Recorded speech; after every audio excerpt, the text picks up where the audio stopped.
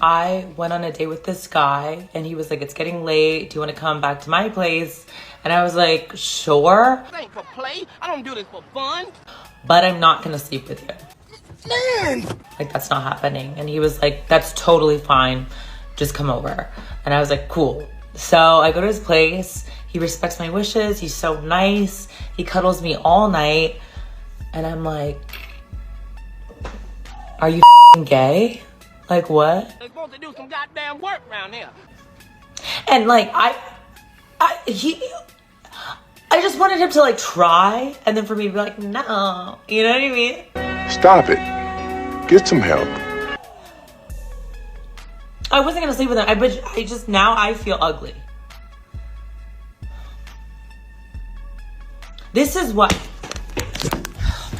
You are ugly. Specifically, your mindset is ugly. Your maturity level is ugly. This the stuff that gets men in trouble. He makes the move and now he's in trouble because you said, I didn't want to do that, but he tried anyway. But in your mind, you wanted him to try just for you to tell him no. This is where all of the bullshit starts to come in, man. It's crazy, bro. Y'all gotta relax. Think there's anything such as like a high body count? I think it's none of your business. I know, but I'm saying, do you think a person can have a high body count? It doesn't matter what I think, because regardless of what I'm thinking, it's none of your business how many people anybody have been with ever.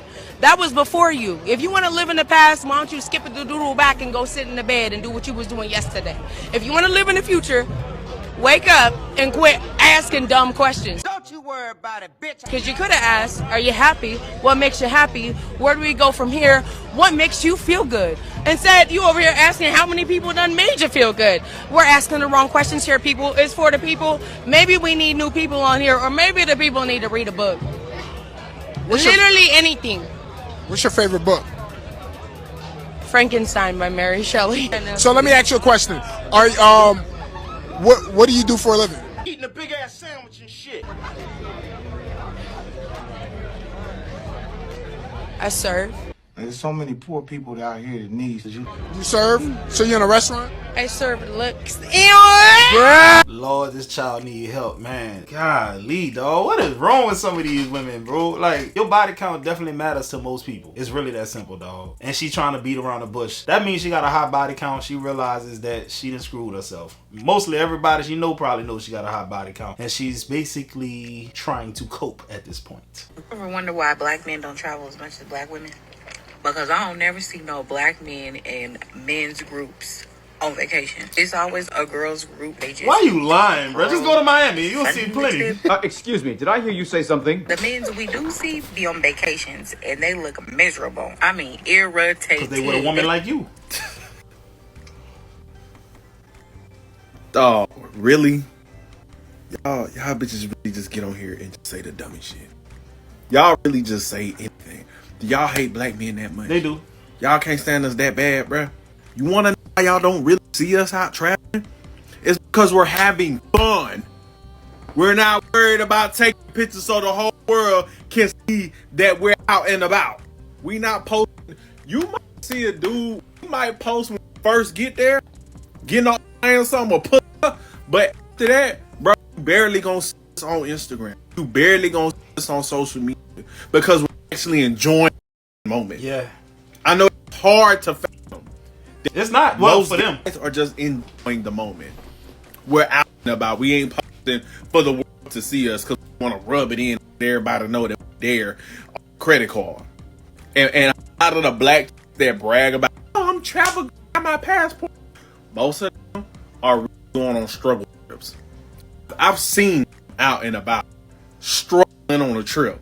That's why they come back and they friends, because they be out there struggling on the. It's a lot of frustration and anger be building up because they can't afford what they. But on social media, it look like they motherfucking oh boy. I tell you, y'all do that. Y'all post every second, every hour. But they know what they signed up for. Re-event. Everybody, y'all do that. Do that. We really don't do that. Y'all trying to have time. Some people live their lives through lives, bro.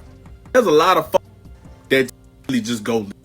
And you would know that they do anything because they post it. Don't go to yourself. I'll go to let everybody know. And that's part of why culture the now, because women go to the club, they don't want to dance with men. They'd rather go to the club and stay home and drink and that's what they home girls. Post a whole Snapchat. I gotta understand. They're not trying to be. Used to be a folks want key and all. Everybody be seen. A lot of just seen. Man, you know what? I remember one time, dog, one of my homeboys went to, where he went, man? I think he went to Tulum. Man, I ain't see a picture until he got back home, dog. And guess what? He's still friends with all his other partners, man. They still locked in. Man, meantime, though, listen, I know, bruh, I think almost every woman will, if they keep it real with us, they'll tell us, man, they done went on a girls trip before and one of them friends they no longer friends with no more, bruh. He hit the nail on the head with that. Real talk, man. Them fake ass trips they be going on. Then they be going out there broke as a joke, man. I'm talking about broke. But don't get it twisted. Winging it. Hoping that dudes come up and offer them drinks. Hoping dudes come and pick up the tab. Hoping dudes let them in the section. They be out there broke, son. Most women ain't making no money, dog. 5 years ago, I rented out my apartment for the entire summer and went to go spend the summer traveling Europe with my European boyfriend at the time. On day 3 of the vacation, I got dumped. Just do your job and I'ma do mine. So my amazing bestie in the whole world was like, come to Mexico City. I flew from Mykonos to Mexico City. She took me in.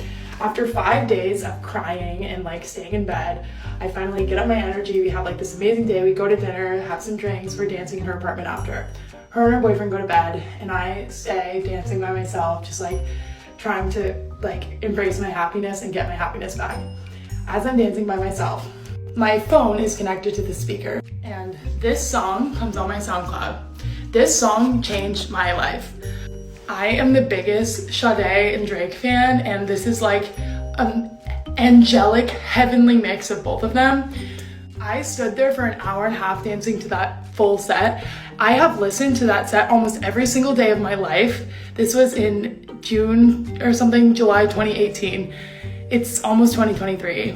And the DJ does these Sade nights, but he lives in LA, but he used to live in New York, so he's doing one in New York tonight, and I just found out about it. I got up off my couch, I was about to order my 3rd dinner, and I'm going, and I'm so freaking excited. This is You're gonna be sorry. the first time that I've been like in town when he's doing it, and oh my god, I'm so excited. Man, you did all that talking only for you to not tell us why the dude broke up with you on vacation? You did something foul. Niggas ain't just leaving you on vacation, bro. Come on now. What you did? He went through your phone. He found out you was eating up somebody from the back. Oh, stop it. Really? You had that Pennsylvania in your mouth from the back. That's what it was.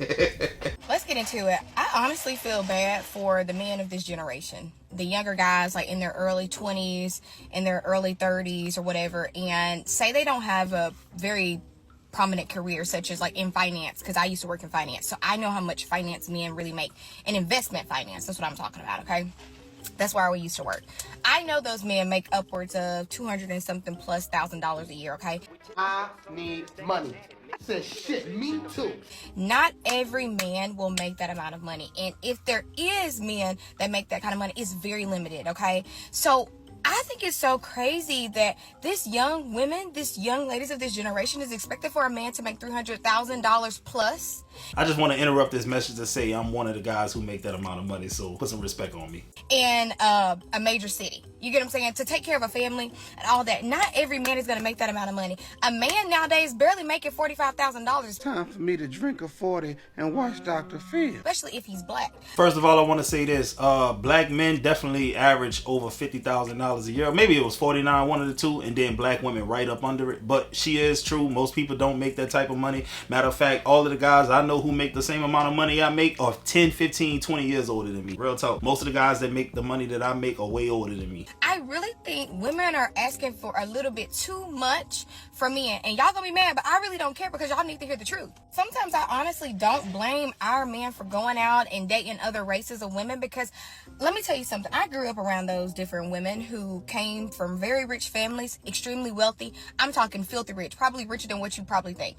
My parents had me surrounded around those kids, had me surrounded by those. Y'all don't even get it. Y'all think finding a man that rich, that has a legit career, career, legit, in STEM or something like that, where he's making over 150 grand. Okay? Y'all really think that's an easily accessible man? No, they're not. If you didn't grow up doing horseback riding classes, if you didn't grow up doing cooking classes, my mother had me in cooking classes with all the little white kids. I don't care what none of you niggas in the comments got to say about me. I like her. God damn it, I like her. She got a good head on her shoulders, dog. She went to Carver. Come on. All of them growing up.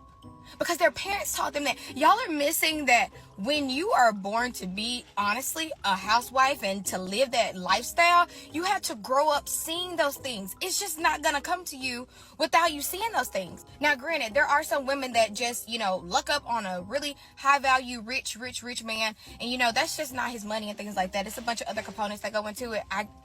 You get what I'm saying? But what I'm saying is, I honestly feel so bad for these guys. Come on, let's not get all mushy about this. Especially our men. Other men, I have friends of all races. Other men, they can make them a smooth $50K, $55,000, and their white wife will be so happy because she's like, well, I'm working too, and she takes so much pride into her man. And I feel like with black men sometimes, with this generation of girls, like the girl that got mad with the $30 for lunch, my man sent me money that same day.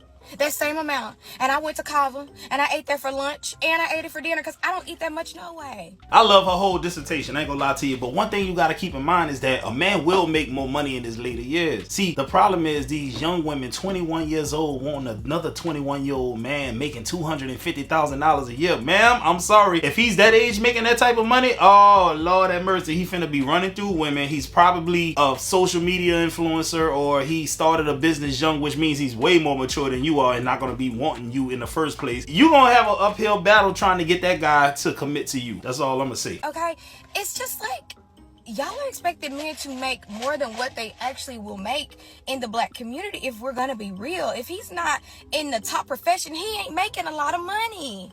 People just need to find somebody that they love and forget what people tell you and just find who you love and be happy with that person. Stop trying to be like somebody else. Stop trying to live the life that you see on social media because sometimes that ain't even realistic. I'll shoot it's the Negro Olympics.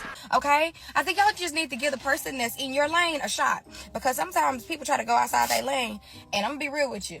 That ain't gonna work. You need to stay within your lane and stay within the men that you can date. But I don't know, I just thought about that. And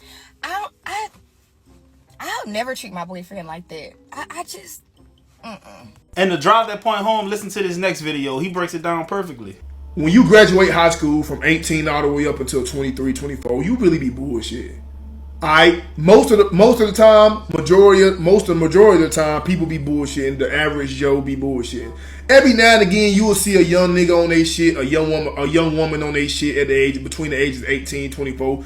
You will see some rare occasions where a very young adult on they shit, right? 22, 23, they might own a business, they might have their shit in order, they might have the career they want, but that's rare. You know what I'm saying? Not every young adult is really focused on, you know what I'm saying, making it. They might be focused, but they not making it. 45 minutes. Yeah. They own it, they on their way to making it. But very rarely, you might see a young adult, 22, 23, 21, a young man, a young woman who actually achieved their goals early, right? But most of the time, 18 through 24, you be put here. I know it's a lot of little niggas in here and shit. I'm sorry to be the one to tell you, once you become an adult, when you a little teenager and shit, y'all be so in a rush to grow up. But once you are adult, you be missing being a kid, bro, because shit hits you fast, my nigga. Respect. Shit hits you fast. I know I'm yapping. I know I'm chatting. But I'm keeping it 100 with y'all boys. Like, once you get grown, you paying your own bills, car note, rent, whatever, things of that nature, and you see how shit really is out here, you gonna really be missing, like, the simpler days, bro. I'm keeping it all the way 100.